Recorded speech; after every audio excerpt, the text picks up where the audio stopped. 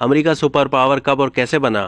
امریکہ دنیا کا سب سے طاقتور ملک کب اور کیسے بنا؟ کیا آپ کو پتا ہے امریکہ کی مجموعی ملکی پیداوار 20 ٹریلین ڈالر سے زیادہ ہے۔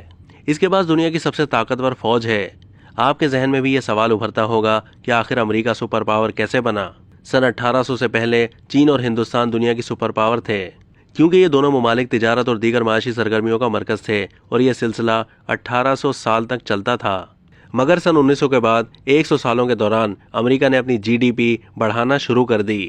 اسی بیچ کئی مختلف ریاستیں امریکہ میں شامل ہوتی گئیں اور پھر امریکہ یعنی یونائٹڈ اسٹیٹس آف امریکہ مزید بڑا بن گیا۔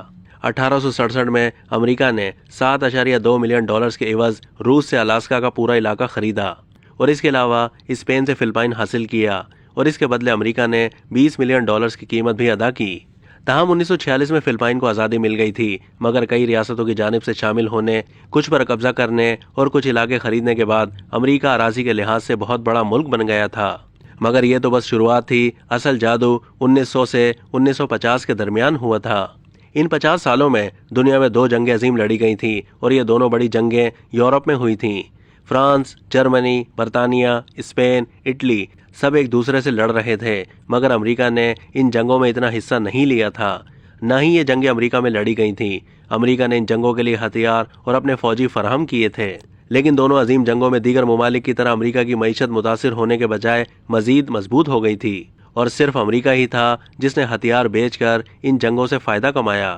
جن یورپین ممالک میں تباہی ہوئی، وہاں کے شہریوں نے اپنی کرنسی کمزور ہوتے دیکھی تو انہوں نے امریکی ڈالرز خریدنا شروع کر دیے، کیونکہ امریکی کرنسی اس وقت بھی مستحکم تھی اور بہت سارے لوگوں کی جانب سے امریکی ڈالر خریدنے سے امریکی کرنسی کی ویلیو بڑھ گئی۔ اس کے بعد اقوام متحدہ اور انٹرنیشنل مانیٹری فنڈ یعنی IMF جیسی تنظیمیں قائم ہوئیں۔ اس میں بھی امریکہ نے بہت بڑا کردار ادا کیا۔ 1950 کے بعد امریکہ اور سوویت یونین 2 سپر پاور بن کر ابھرے، جس کے بعد سرد جنگ کا آغاز ہوا۔ دونوں سپر پاورز نے پراکسی وار کرتے ہوئے ایک دوسرے کے ساتھ لڑنے کے بجائے دوسرے ممالک میں لڑنا شروع کیا۔ امریکہ کو جن ممالک میں کمیونسٹ نظریہ پھیلتا ہوا نظر آتا تھا، وہ وہاں کی حکومتوں کا دھڑن تختہ کر دیتا تھا۔ اس کے لیے امریکہ کبھی اپوزیشن کو فنڈنگ کرتا تھا، کبھی عسکری باغی گروپس کو پیسے دے کر کام کرواتا تھا، یا پھر براہ راست انقلابیوں سمیت بڑی بڑی شخصیات کو قتل کر دیا جاتا تھا، جیسے 1964 میں چے گویرا کو قتل کر دیا گیا تھا۔ امریکہ نے سوویت یونین کا اثر و رسوخ روکنے کے لیے آپریشن سائیکلون شروع کیا، جس کے لیے افغانستان میں مجاہدین کو فنڈنگ کی گئی، جہاں سے دہشت گردی میں بھی اضافہ دیکھا گیا۔ ایسے ہی دیگر کئی ممالک میں بھی امریکہ نے مداخلت کی، جس کی وجہ سے وہ ممالک براہ راست امریکہ پر انحصار کرنے لگے اور اسی طرح امریکہ مزید طاقتور بن گیا۔ سرد جنگ کے دوران لگ بھگ ساری دنیا 2 حصوں میں بٹ گئی۔ آدھے ممالک امریکہ کے ساتھ تو آدھے سوویت یونین کے حامی تھے، جس سے امریکہ اور سوویت یونین دونوں ہی مزید طاقتور بن گئے۔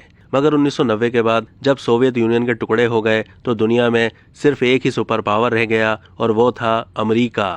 اب تک کے لیے اتنا ہی۔ مزید معلومات کے لیے ڈیلی جنگ کے YouTube چینل کو سبسکرائب کیجیے۔